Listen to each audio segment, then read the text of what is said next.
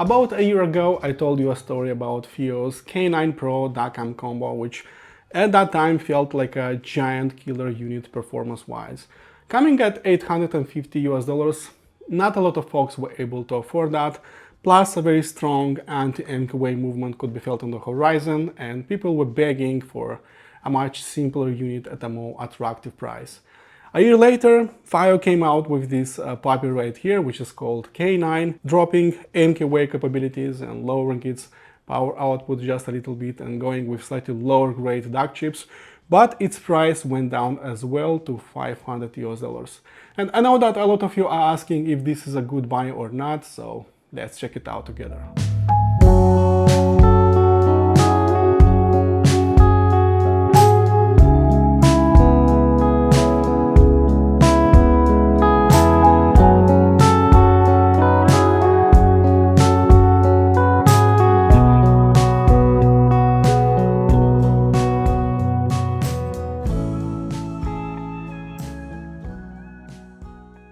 While the price went down by a lot, I'm happy to report that the build quality was not affected at all, so this is pretty much the same fully CNC machined aluminum case with heat dissipation holes on its sides.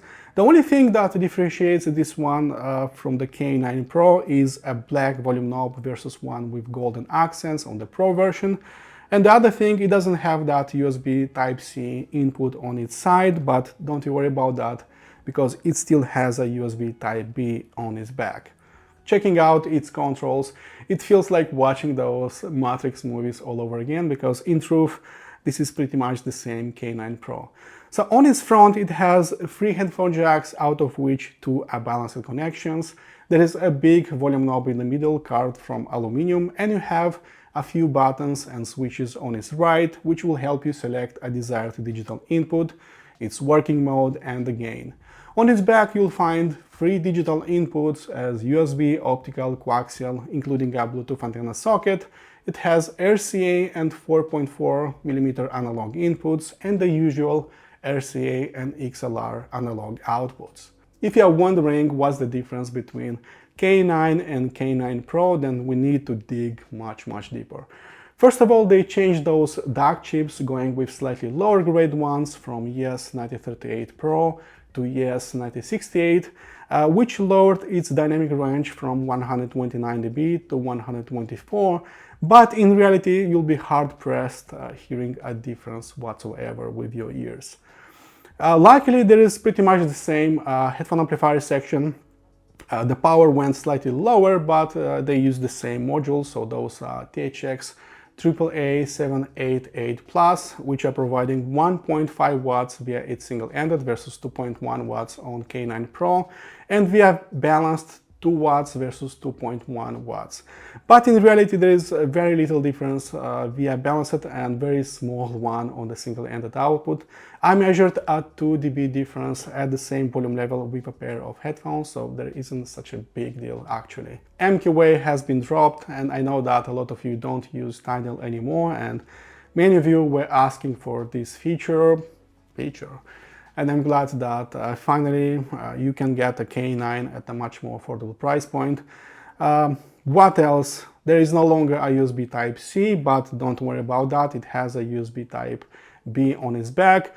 What is a little bit unusual is that it supports higher sampler rates compared to K9 Pro, so this one can play up to 768 kilohertz files, 32 bits, versus 384 kilohertz on the K9 Pro, and DSD 512 versus DSD 256 on the K9 Pro. So if you care about this, this one will play, higher resolution files.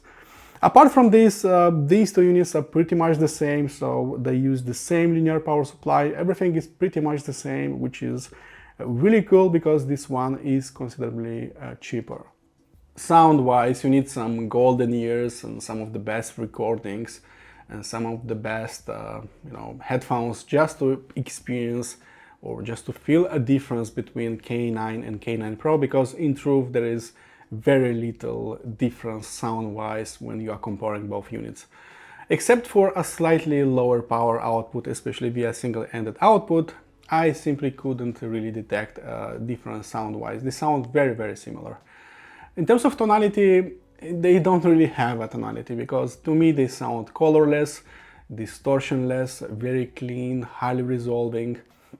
Nothing really plays at the different levels, so don't expect the bass, the mid-range and treble playing at different levels. Everything plays at the same level. So don't expect this one to be warm sounding, smooth sounding, very organic sounding.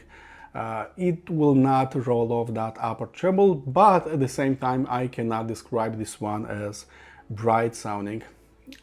There were a few THX AAA amplifiers that I can describe as clinical sounding and a little bright sounding, like that SMSL SP400, like Drop THX 788, but this one is not exactly like that. I do believe that K9 and K9 Pro are one of the few, or maybe the only ones that have linear transformers versus many others which using switching mode power supplies, and that made them a little bit more dynamic, more lively and more punchy sounding, especially in the bass, because this one have a really nice transit response, really nice punch in the bass, something that I cannot say about those former THX amplifiers that I've used. I used to own the very best THX amplifier, which was a Benchmark HPA4 some time ago, and except for extra features that HPA4 had, like additional inputs, outputs, touchscreen, and some other features, sound-wise, this one compares pretty much with that HPA4, and that is a very big deal because HPA4 was considerably more expensive, by 6 times more expensive.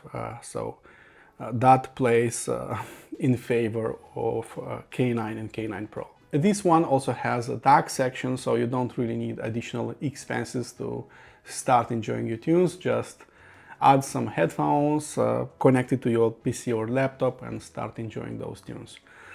And as you can expect, combining those colorless, distortionless, and very clean sounding THX amplifier modules with some of the newest DAC chips of ESS Technologies, you can expect a very clean, resolving type of sound, and that's exactly what you'll be hearing the first, because you'll be very easily focusing on those small details with this unit. A few days ago, Soin released a new single called Unbreakable, and I was very curious to try that new metal tune that I never tried with a few pair of planar headphones, because I wanted to know if this one will sound bright or will bring some listening fatigue. Via Mez Elite with Sandy Peacock, it sounded just amazing. Dynamics were going up and down like crazy. Headroom was pretty much limitless. I was barely arriving at half its volume. Shockingly, even HiFi Sundara and Sundara Closed didn't sound thin or lifeless or bright, or it wasn't bringing any kind of listening fatigue. And I do believe that the good old days of THX AAA amplifiers of sounding bright and clinical are over, because clearly K9 is not like that. Power-wise, if you stick on using its balanced outputs and high gain, then there is enough power even for some demanding headphones. I tried a plethora of dynamic and planar headphones, and all of them worked except for the HiFi Susvara, which didn't sound as big, as punchy, or as dynamic and explosive as I like them to be on some bigger amplifiers. But that shouldn't be a surprise to anyone. They need a lot more power than 2 watts to awake those dynamics. Luckily, everything else that I tried, and I mean every other headphone from the house of HiFi, Odyssey, RZTech, Meze Audio, Sennheiser, all of them worked just fine. I had plenty of dynamics, and I didn't feel that the dynamics were crushed. I didn't feel that the headroom was limited or that something was not okay. It sounded like a proper headphone amplifier, and all those headphones were really nicely driven. Even those LCD4, which they need plenty of power, I was barely arriving at 1 o'clock position, so clearly there was enough power left. They started firing those bass canon-like notes, but everything felt tightly controlled, and that usually happens with some proper desktop headphone amplifiers. So yeah, I believe it sounds just great, and it provides plenty of grunt and power even for planar headphones. Sennheiser HD800S, they usually also need quite a lot of power to be well driven. And while the Soundstage was not really amazing, the depth was not amazing, as it usually happens on some expensive tube amplifiers, I do believe that the dynamics were very good, and I really enjoyed the sound of this one with the HD800S. Overall, from my entire headphone collection, only HiFi wasn't really fully driven, although headroom, there was enough headroom. I was sometimes maxed out, sometimes not, but you need more power for the HiFi. You can probably find some stronger headphone amplifiers at this price point, but as an all-in-one combo, as a DAC, preamp and headphone amplifier, you'll hardly find the same quality sound-wise. The Soundstage and Depth are honestly the only things that I couldn't complain about this unit. While I could zoom in and zoom out of my tunes pretty easily, even with some lo-fi tunes, with some lo-fi recordings, you know, it's a very clean and transparent sounding unit.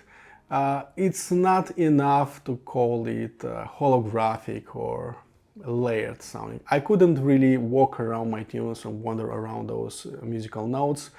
I couldn't really feel the air in between the notes in a way. Unsurprisingly, all THX AAA amplifiers are sounding more like this. Even that super expensive benchmark HPE4, which I used in the past, also sounded pretty much the same. So very clear, very sharp, very strong leading edges, but not very deep sounding.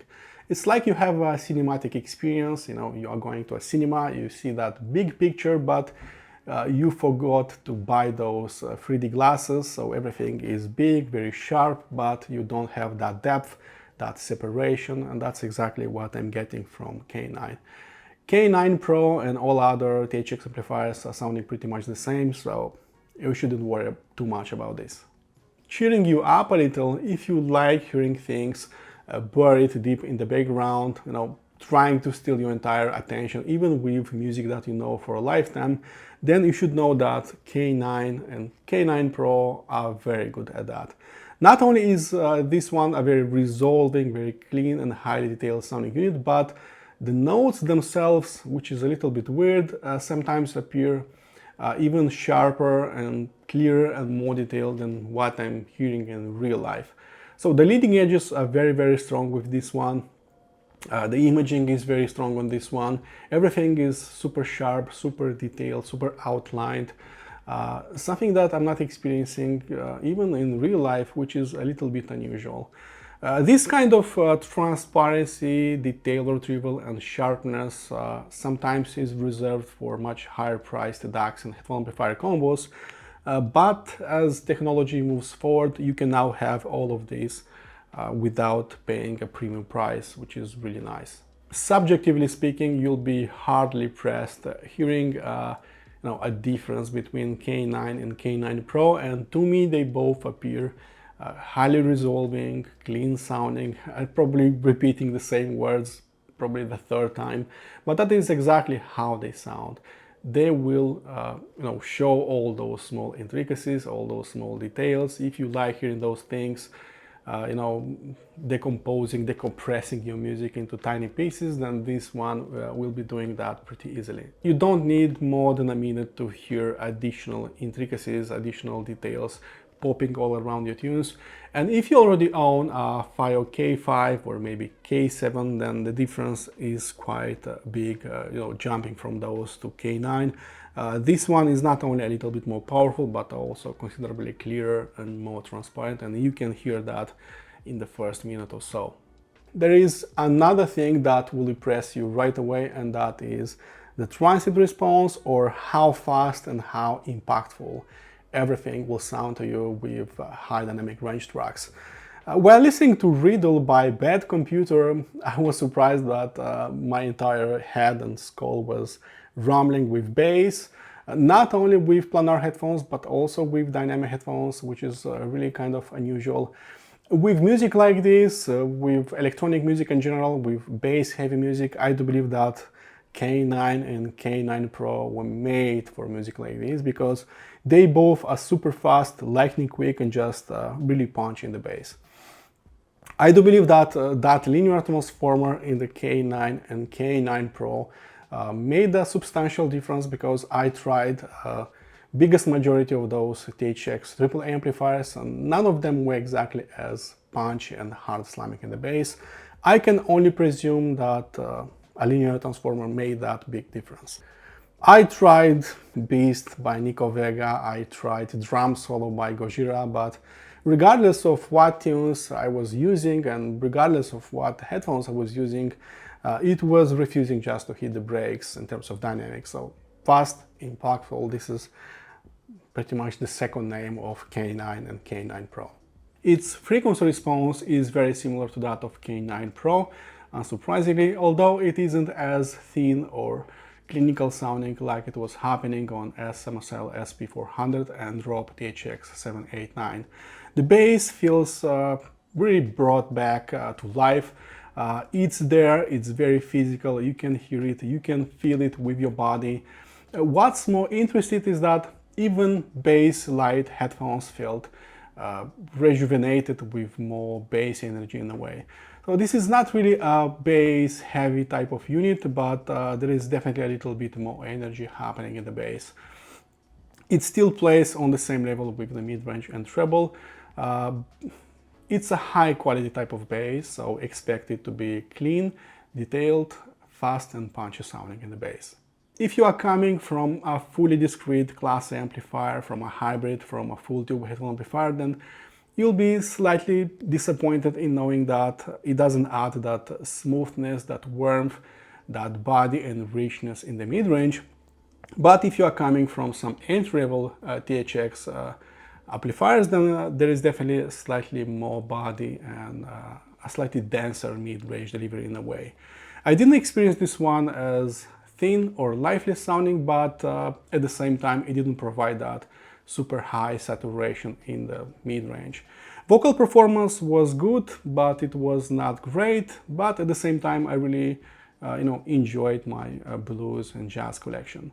So this one isn't trying really to beautify your mid-range in any kind. It's not dry, it's not clinical, but at the same time it's not really rich, inviting or warm sounding in the mid-range. Treble performance was already mastered really well by K9 Pro, and I do believe K9 is really no different. Micro detail is impressive not only in the treble but everywhere in the frequency response, bass, mid-range and treble, so you should expect almost sharp sounding treble performance. It's very clean, very extended.